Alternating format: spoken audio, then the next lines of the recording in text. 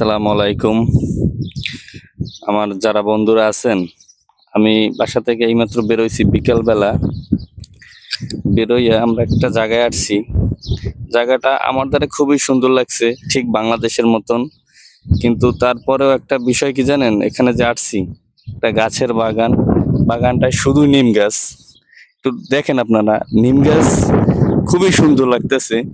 তার মাঝে শুধু একটা গাছ আছে, আপনার আমার দেশের বড়ই আছে না, দেশি বড়ই, দেশি বড়ইয়ের একটা গাছ আছে, শুধু একটা গাছ। দেখেন কত সুন্দর বড়ই ধইরা বইছে। আবার অনেক বড়ই নিচেও পড়ে আছে, কিন্তু খাওয়ার মতন কোনো লোক নাই। দেখেন আপনারা।